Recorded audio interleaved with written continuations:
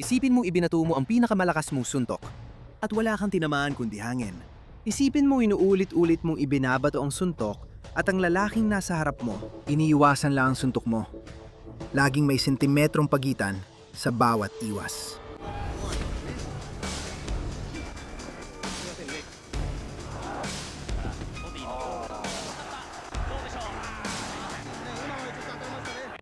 Hindi yon daya. Hindi rin yon swerte. Siya si Nicolino Locke. Sa 15 taon sa professional na boxing, ginawa niyang imposible para sa kanyang mga kalaban ang pinakapundamental na kilo sa sport.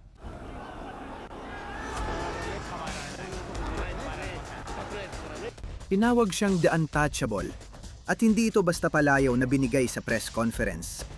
Hatol itong dapat tanggapin ng bawat lalaki na katunggali niya sa ring.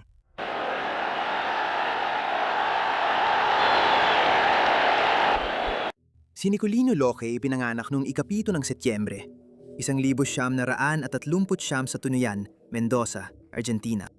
Isang maliit na lungsod sa kabundukan ng Andes, malayo sa liwanag ng Buenos Aires, at malalaking entablado ng pandaigdigang boxing.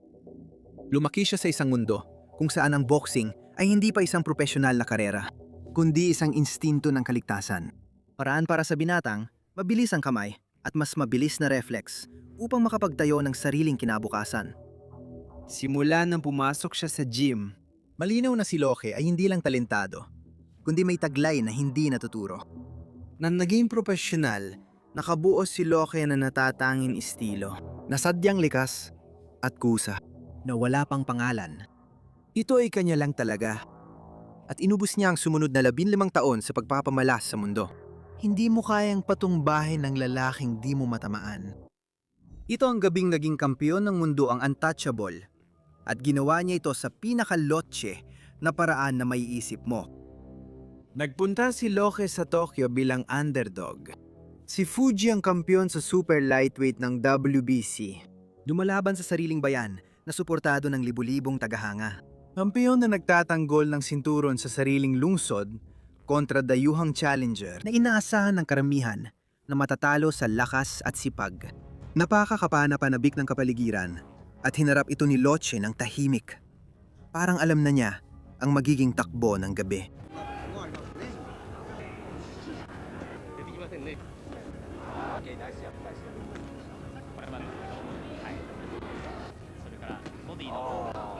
Mula sa unang tunog ng kampana, agad umatake si Fuji, hinanap ang suntukan na nagpasikat sa kanya bilang kampeyon.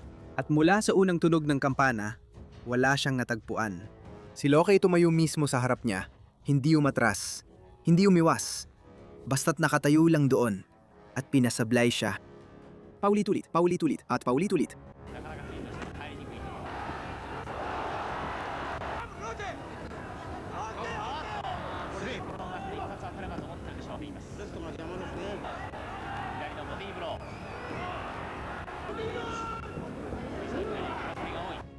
Ang sumunod na 9 na round sa isang bagay na hindi pa nakita ng mga tao sa Tokyo noon. Ibinigay ni Fuji ang lahat. Jab, hook, kombinasyon. Naiwasan lahat ni Locke gamit ang relax at walang pagmamadaling gilas niya. Kumukontra ng tama para maparusahan ang kampeon sa bawat sablay na suntok. Hindi kailanman sumasali sa suntukan na gustong-gusto ni Fuji.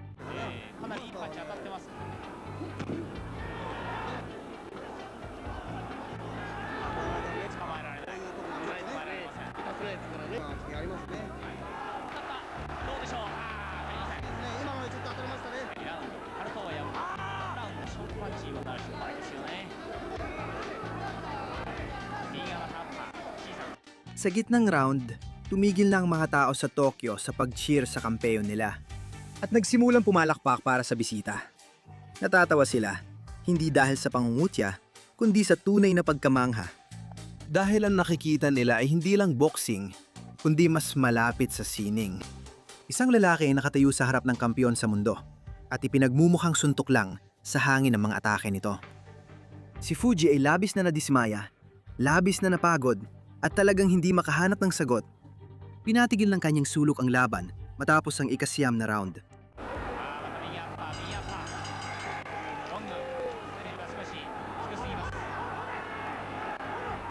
ーチは見ながらパンチを出します。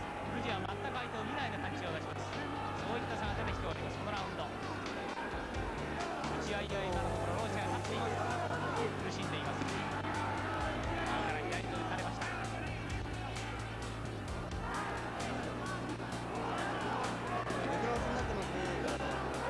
また右アッパー、右アッパー。ロング。藤は少しよろめいています。第9ラウンド、国さんの最後ですが、ダメです。出てきません。出てきません。Si Nicolino Loque ang bagong kampeon sa mundo ng WBC Light Welterweight. Nakuha niya ang titulo, hindi dahil sa knockout, kundi dahil pinanghinaan ng loob ang kalaban at sumuko ang kanilang corner. Nagpas siya at tapusin na ang laban sa gabing iyon. Ang unang depensa ng titulo ay laban sa isang lalaking alam ang pakiramdam ng pagiging kampeon. Si Carlos Hernandez ay dating kampeon sa mundo. Isang boksingerong Venezuelano na may karanasan, ambisyon at sapat na panganib para gawing espesyal ang gabing ito. At sa ikalawang round, sa loob ng maikling sandali, Parang pwedeng mangyari ang hindi inaasahan. 29 años para los dos. Agarró la derecha Hernández. Se debutó como rentado curioso, ganando por nocaut. En el segundo. Caliente fighting, caliente en el del pantalón blanco. Tanto Hernández como Loche prestigian el... tinama ni Hernandez si Loque ng suntok at napabagsak ang kampeon. Napatigil sa paghinga ang mga tao sa Luna Park. Tila kayang magbago ng direksyon ng kasaysayan sa sandaling iyon. Bomba de Hernández frenó a Loche. Mal paso del intocable. Cayó Nicolino. Ha caído Loche. Un momento dramático. Pero bumangon si Locke at pagkatapos ay nagsimulang kumilos. El fantasma del segundo round parece quedar atrás. Observen, la certeza está en Loche. El intento fallido en Hernández. Conmovido de las victorias. Sobre los de mano derecha. Siempre es peligroso Hernández. Sa natitirang 13 rounds, unti-unting tinalo ng The Untouchable ang dating kampeon sa pamamagitan ng tiyaga. Iniwasan niya ang mga suntok, pinarusahan sa pagkakamali, at kinontrol ang ring. Habang si Hernandez ay lalong nadidesperado at napapagod kada round. 2 beses pinabagsak ni Loche si Hernandez sa laban.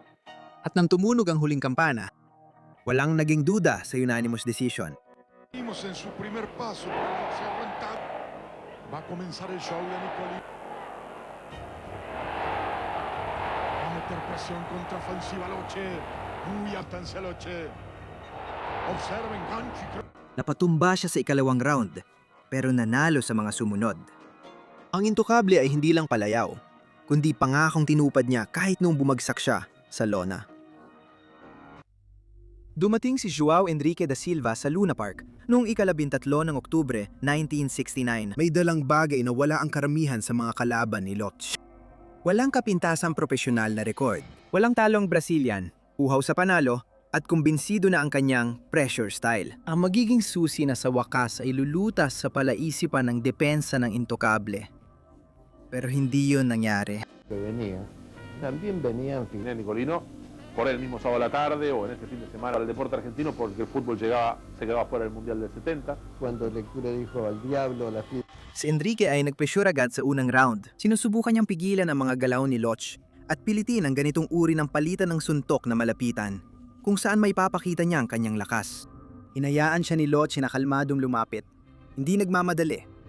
Gumagalaw lang para magmintis ang Brazilian at masigurong bawat sablay na suntok ay may kapalit. Realmente comenzó a existir en el 59-60 y ya pesadamente en el 61-62, ¿no? ¿No es cierto? Entonces, hasta ese tiempo... Ahí estamos viendo justo algo de los clásicos que más nos gustan. Los grandes campeones del ring. Sí, sí. Es el negro Tonso. Buscando parecer que está haciendo muchas cosas y Nicolino manejando... 15 rounds, unanimous decision. At doon natapos ang undefeated record ni Enrique. Isa na namang undefeated challenger ang naiwan at nagtanong, anong nangyari? Isa na namang tagumpay sa titulo ang nadagdag sa pamana ng kampeon. Si Adolf Pruitt ang numero 1 sa mundo sa super lightweight division. Lumating siya sa Buenos Aires na agresibo, may presyon, at layuning mag-knockout. Ang klase ng boksingero na naniniwala na kung sapat ang kanyang mga suntok at mananatili siyang malapit ng matagal, Kahit ang untouchable, ay babagsak din sa huli. 15º y último round y Adolf Fritz de los Estados Unidos.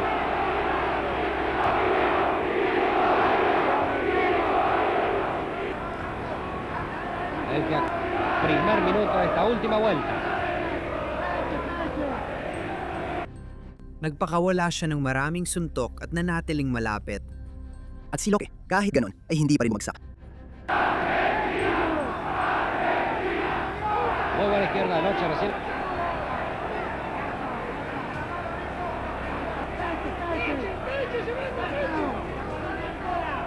Y falta menos de uno para terminar este set. Round matapos round, sumugod si Pruitt gamit ang kanyang mga kombinasyon. Sinusubukang i-overwhelm ang kampiyon sa dami at lakas.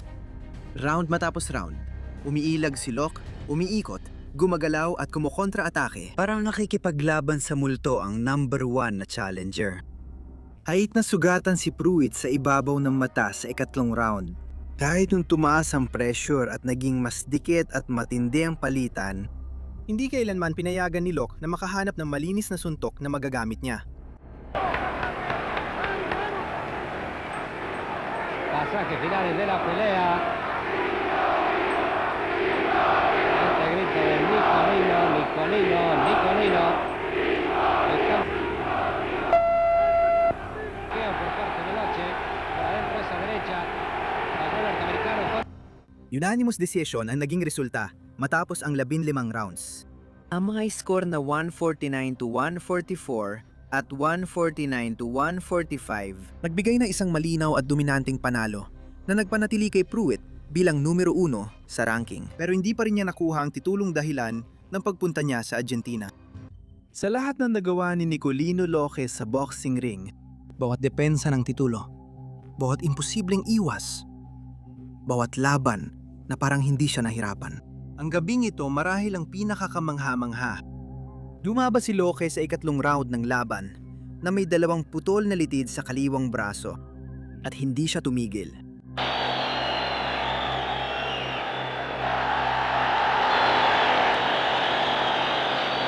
Si Barrera Corpas, isang kaliweteng boksingero mula Espanya, ay dumating na handa at may estratehiya sa laban na sadyang dinisenyo para lituhin at pahirapan ang kampeon.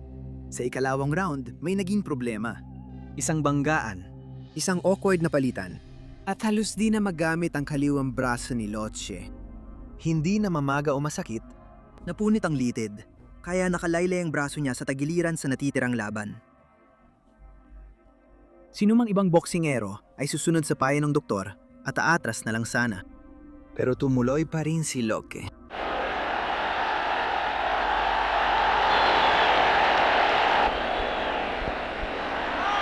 Ang nangyari sa sumunod na 13 rounds ay mahirap ipaliwanag sa simpleng salita.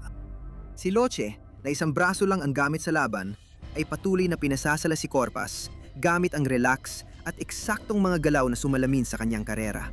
Gamit lamang ang paggalaw ng ulo, footwork, at mga reflex para umiwas sa pinsala. At pagkatapos ay nakakahanap ng paraan para makakontra at makapuntos kahit na may iniindang injury.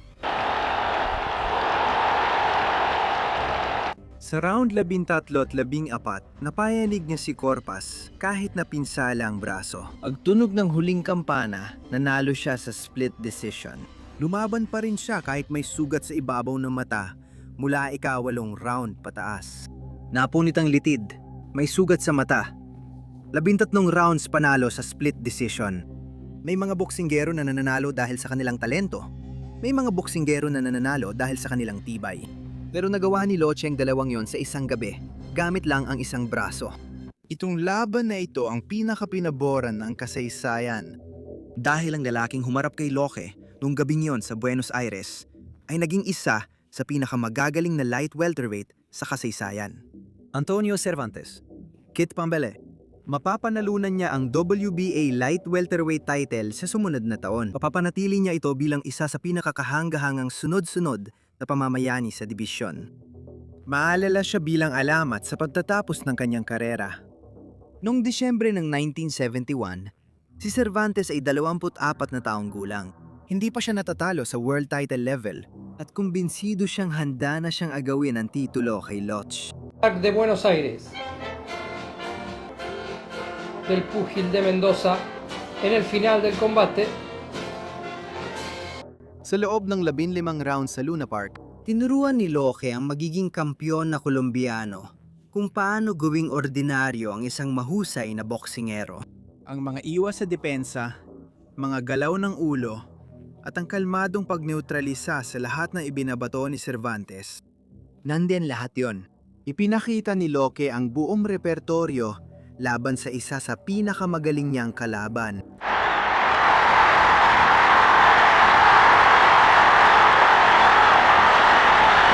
Pagkatapos ng 15 rounds, nagtapos ang laban sa isang unanimous decision. Ibinigay ng 3 hurado kay Locke ang panalo. Walang pag-aalinlangan. Ang lalaking magiging alamat? Bumalik sa Colombia na may plano kung ano pa ang dapat niyang matutunan.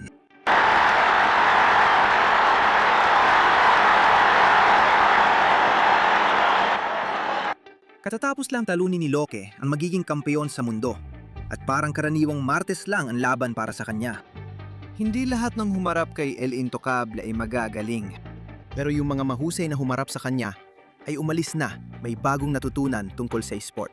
Itong matagumpay na depensa ng titulo, World Championship na napanalunan sa teritoryo ng kalaban at isang pamanana na buo, hindi sa knockout, kundi sa mas pambihirang bagay.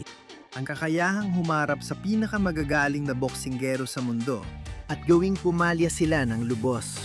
Napaka-consistent at napakaganda na, sa huli, tumigil silang magtanong kung paano at tinanggap na hindi kayang tamaan ang lalaking ito. Sa record na 117 panalo, 4 na talo at 14 na tabla sa halos 20 taon ng kanyang karera. Si Nicolino Locke ay waran pa rin sa depensibong boxing. Isang boksingero na uuna sa kanyang panahon, kaya pinag-uusapan pa rin siya kalahating siglo matapos ang kanyang malalaking laban. Hindi siya pinakamalakas sumuntok sa ring. Hindi niya naman kailangan yun. Siya ang lalaking hindi matamaan. At sa boxing, yun marahil ang pinakamapanganib